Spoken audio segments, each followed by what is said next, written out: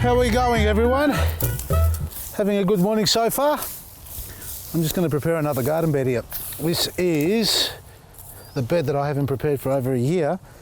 I'm pulling the mulch away because I'm just going to give it a light top dress with compost and fertiliser, our superfood and black grit, just to get it going, because I'm planting, have a look, it's over here. I'm planting some more leeks.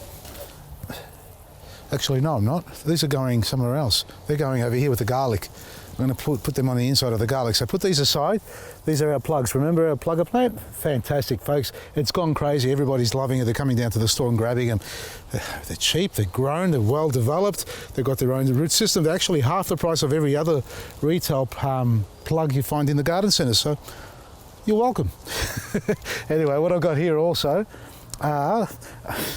Look, I wouldn't do it, but we've got them anyway. These are peas, sweet peas or snow peas. I don't know exactly which ones because I've got a whole tray of them and I just grabbed them. So we've got snow peas or sweet peas going in, and they're all in plugs. And I've got some more endives, curly leaf.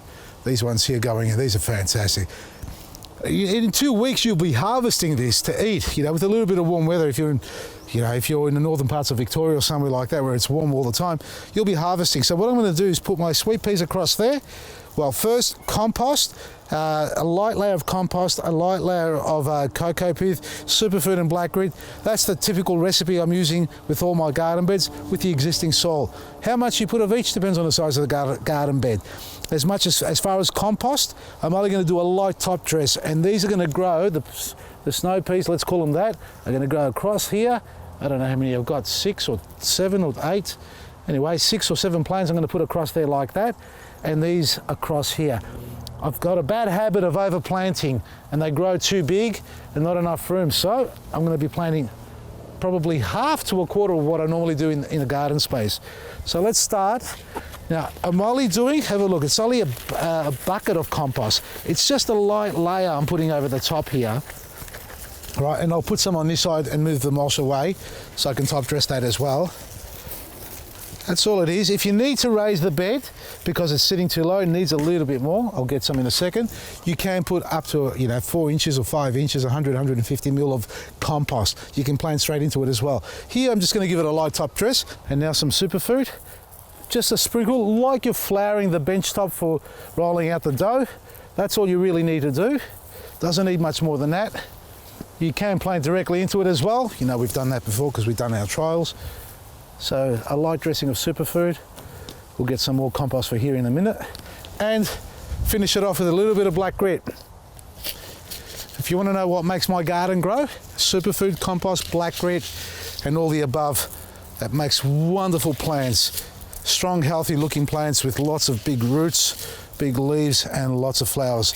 Everybody who uses black grit, I can tell you, they come back to me and tell me everything flowers twice as prolific, fruits are twice as big and twice as juicy.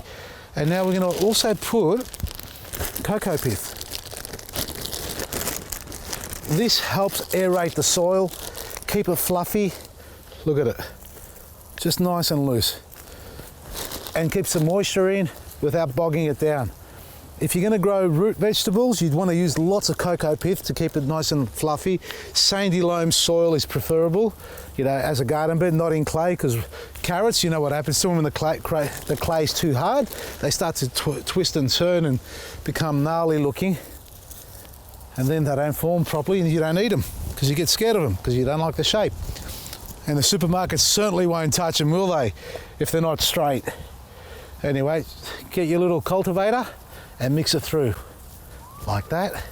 Just blend it in. Prices are coming down while I'm doing this. Let me tell you a little story.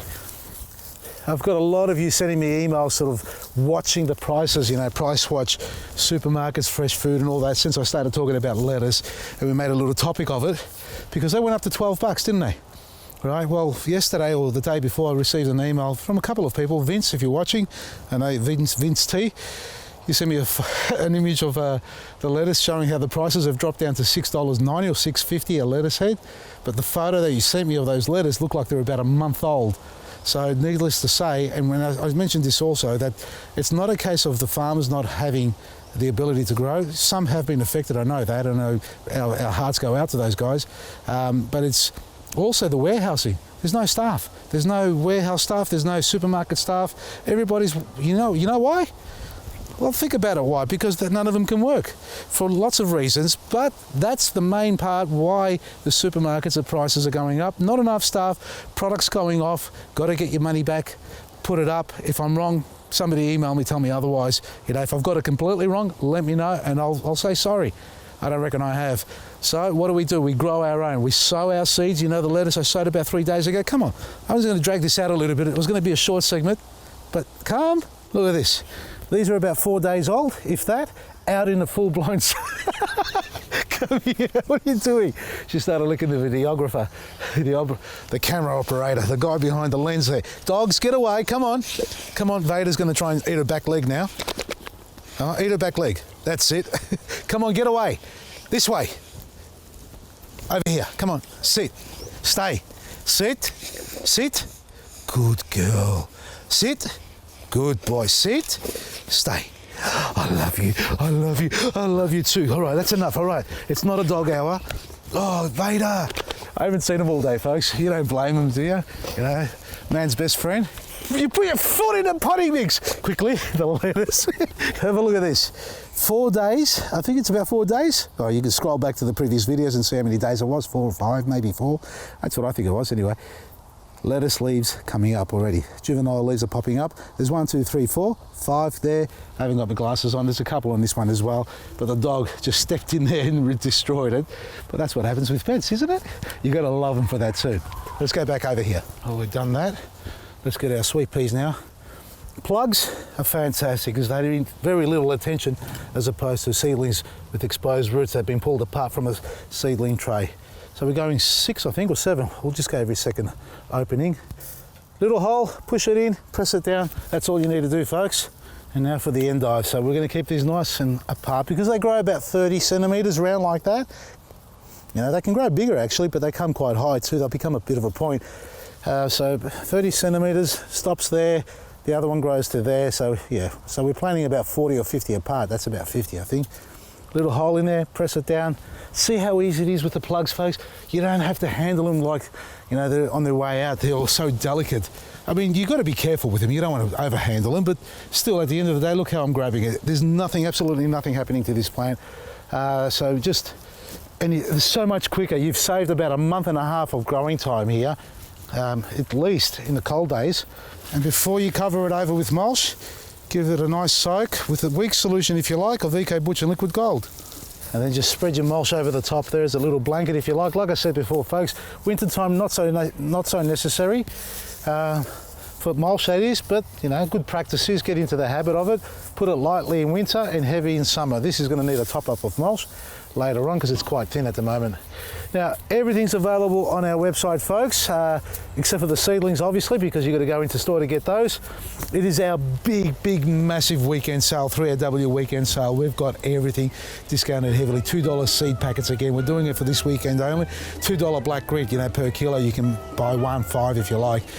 Go to our website, Vasili'sGarden.com, take advantage of the great specials and stock up and get your seeds and get your seedlings and start growing your own. And don't forget to tune into 3AW. If you just watched this when it just got uploaded, at the time, switch over to 693 AM dial with me and Darren talking gardening this weekend. And I'll see you at the shop later on in Coburg. From me, Vasili, Maresi.